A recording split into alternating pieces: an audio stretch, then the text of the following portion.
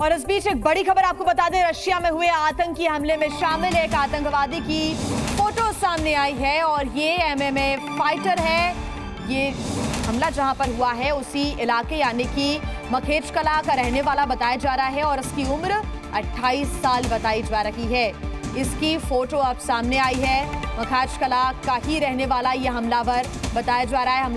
हमले में शामिल इसकी पहचान हो चुकी है। फोटो आया है सामने।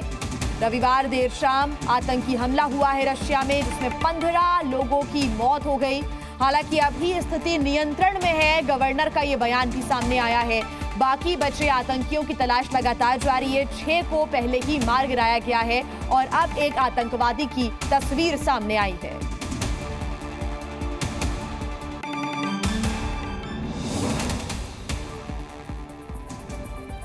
बता दें आपको कि रूस काफी समय से आतंकियों के निशाने पर रहा है। हम आपको ग्राफिक्स के जरिए बताते हैं कि रशिया में कब कब आतंकी हमले हुए हैं।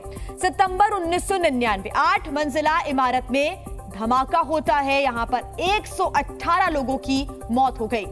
अक्टूबर 2002 की बात करें तो मॉस्को थिएटर में धमाका हुआ। 129 लोगों की मौत हुई थी इस हमले में। जुलाई 2003 रॉक कॉन्सर्ट में धमाका हुआ और इस धमाके में 15 लोगों की मौत हो गई। तमाम आतंकी हमले जिसमें कई लोगों की मौत हुई। फरवरी 2004 मेट्रो में ब्लास्ट हुआ, 40 लोगों की मौत हुई। तो वही मार्च 2010 मेट्रो में आत्मघाती हमला यहां पर हुआ।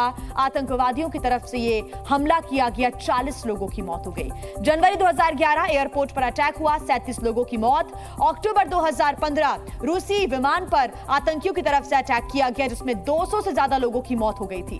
अप्रैल 2017 सेंट पीटर्सबर्ग मेट्रो में धमाका हुआ और इस हमले में 15 लोगों की जान गई थी। तो वहीं 22 मार्च 2024 आपको ये तस्वीरें अभी की फिलहाल की याद होंगी, जब कॉन्सर्ट हॉल में गोलीबारी हुई, 100 से अधिक लोगों की मौत हो गई। और अब हमला कल हुआ है, जहां पर प्रार्थना घरों पर आतंकियों की तरफ से अटैक किया गया।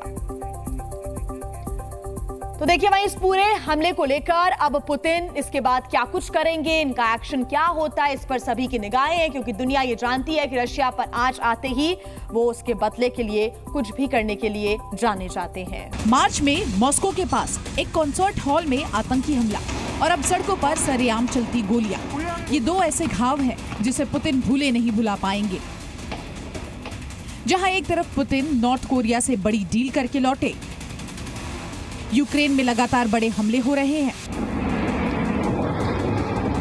तो वहीं पुतिन के घर पर वार किए जा रहे हैं।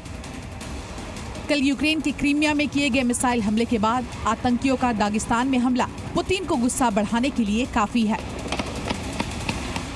पुतिन बेहद गुस्से में है और उनका गुस्सा न सिर्फ आतंकियों के खिलाफ बल्कि यूक्रेन और पश्चिमी देशों पर है, क्योंकि कई रूसी नेता इस हमले में आतंकी संगठन के साथ रूस के दुश्मन देशों का भी हाथ देख रहे हैं। दागिस्तान के गवर्नर ने भी आज अपने बयान में विदेशों से स्लीपर सेल्स को मदद देने की बात कही है।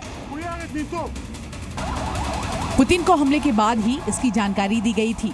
पुतिन, जो कि हमेशा से ही आतंक के खिलाफ बोल रहे हैं और किसी भी हमले का मुंहतोड़ जवाब देने में सक्षम है, इस बार भी चुप नहीं रहने वाले और इस हमले का बदला लेने के लिए वो किसी भी वक्त कुछ बड़ा कदम उठा सकते हैं।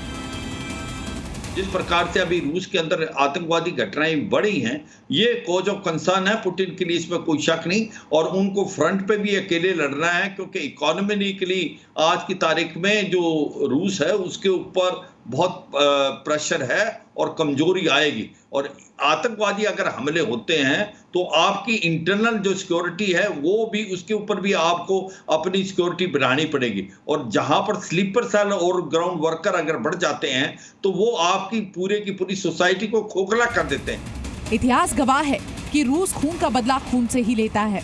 जिस तरह से हमले के पीछे आईएसआईएस का हाथ बताया जा रहा है, तो पुतिन की आर्मी घर में घुसकर उन्हें तबाह करके ही दम लेगी। और अगर इसमें यूक्रेन का कनेक्शन निकला तो इसकी तैयारी तो पुतिन ने पहले ही कर ली है। ब्यूरो रिपोर्ट, जी मीडिया।